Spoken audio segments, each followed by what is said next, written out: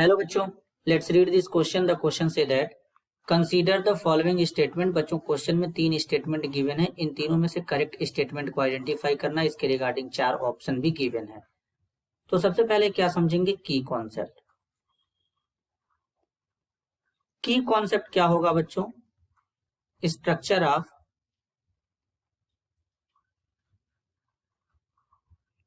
N2H4 NH2OH and CH3COCl। तो सबसे पहले यहां पर बच्चों बात करेंगे स्टेटमेंट फर्स्ट के बारे में। यहां पर क्या गिवन है, N2H4। अब बेसिकली बोला गया है N2H4 is pyramidal about each nitrogen atom. अगर हम इसका स्ट्रक्चर बनाएंगे तो नाइट्रोजन नाइट्रोजन के बीच में इस तरीके से क्या हो जाएगा बच्चों, एक सिंगल बॉन्ड हो जाएगा। नाइट्रोजन नाइट्रोजन के बीच में क्या बनेगा, नाइट्रोजन नाइट्रोजन के बीच में इस तरीके से यहां पर एक सिंगल बॉन्ड बनेगा। तो सबसे पहले सिंगल बॉन्ड बनाएंगे,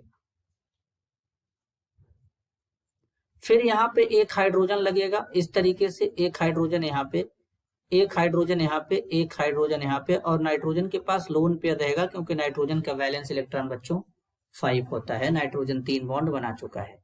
अब सबसे पहले स्टेरिक नंबर कैलकुलेट करेंगे, जिससे हम लोग हाइब्रिडाइजेशन पता करेंगे। हाइब्रिडाइजेशन पता करने के लिए number of lone pair plus number of sigma bond को ऐड करते हैं तो स्टेरिक नंबर निकल करके आता है। अगर स्टेरिक नंबर बच्चों यहाँ पे क्या होता है, 2 होता है तो हाइब्रिडाइजेशन sp, अगर 3 होगा तो sp2 हो जाएगा, और 4 होगा तो sp3 हो जाएगा। तो इसमें अगर देखें, एक नाइट्रोजन के दोनों पर नाइट्रोजन के पास लोन पेयर है, तो एक नाइट्रोजन के पास एक लोन पेयर, 3 सिंगल बॉन्ड है तो 3 सिग्मा हो जाएंगे, 3 एक 4 हो जाएगा स्टेरिक नंबर। तो 4 के रिस्पेक्ट में दोनों नाइट्रोजन का हाइब्रिडाइजेशन क्या हो जाएगा बच्चों, sp3। अब हाइब्रिडाइजेशन sp3 है तो इसका स्ट्रक्चर कैसा होना चाहिए था, टेट्राहेड्रल। लेकिन इस लोन पेयर के कारण इसका स्ट्रक्चर टेट्राहेड्रल ना होकर के कैसा हो जाता है बच्चों, पिरामिडल हो जाता है। तो यहाँ पर ये कैसा हो जाएगा, पिरामिडल हो जाएगा। पिरामिडल इसलिए होगा क्योंकि यहाँ पर एक पिरामिड बनाएगा। तो बेसिकली इस तरीके से 3 बॉन्ड पेयर है तो ये तीनों यहाँ पर इस तरीके से मिलकर के एक पिरामिड का फॉर्मेशन करते हैं। तो इसका स्ट्रक्चर कैसा हो जाता है, पिरामिडल हो जाता है बच्चों। इस लोन पेयर के कारण ये पिरामिडल हो जाता है, नहीं तो टेट्राहेड्रल होता। तो इसलिए स्टेटमेंट जो फर्स्ट है बच्चों ये बिल्कुल करेक्ट है। सेकेंड स्टेटमेंट की बात करेंगे, hydroxyl amine is pyramid about the nitrogen atom and bent about the oxygen atom. तो बेसिकली अगर हम हाइड्रोक्सिल एमीन की बात करेंगे स्टेटमेंट 2 में, तो यहाँ पर नाइट्रोजन हो जाएगा, नाइट्रोजन के साथ में एक ऑक्सीजन और यहाँ पे हाइड्रोजन। अब यहाँ पर इस तरीके से एक बॉन्ड हम लोग कुछ इस तरीके से बिलो द प्लेन बना लेंगे, दूसरा बॉन्ड जो है बच्चों वो एबव द प्लेन बना लेंगे इस तरीके से। अब बेसिकली अगर इनमें बात करेंगे तो यहाँ पर जो बॉन्ड एंगल होता है वो कितना होता है, 1014 डिग्री। पॉइंट यहाँ पर रहेगा 101.4 डिग्री।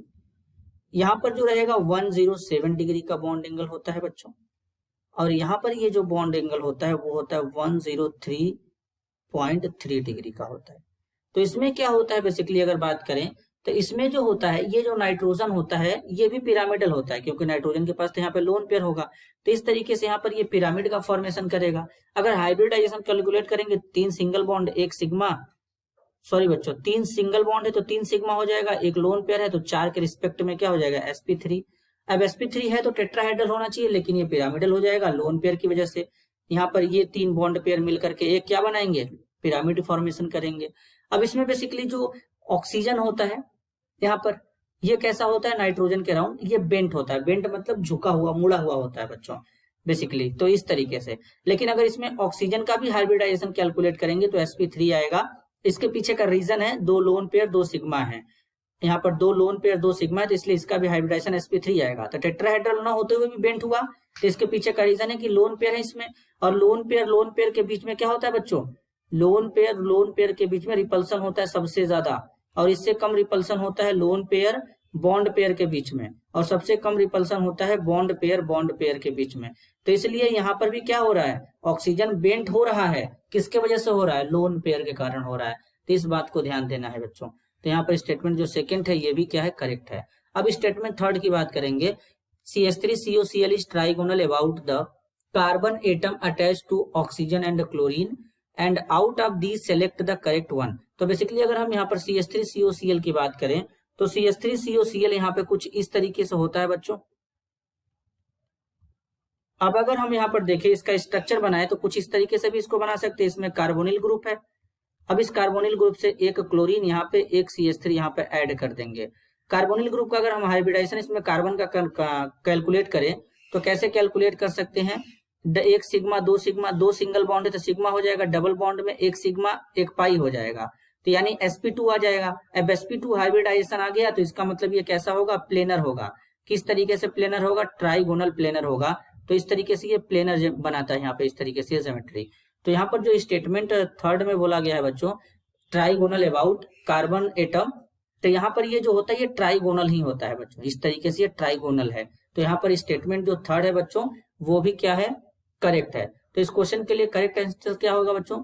S1 यानी फर्स्ट स्टेटमेंट, S2 मतलब स्टेटमेंट सेकंड, और S3 मतलब स्टेटमेंट थर्ड। ये तीनों स्टेटमेंट यहाँ पर करेक्ट है। तो इस क्वेश्चन के लिए करेक्ट आंसर होगा option 4, S1, S2 and S3। This is your answer. I hope you understood it well. All the best.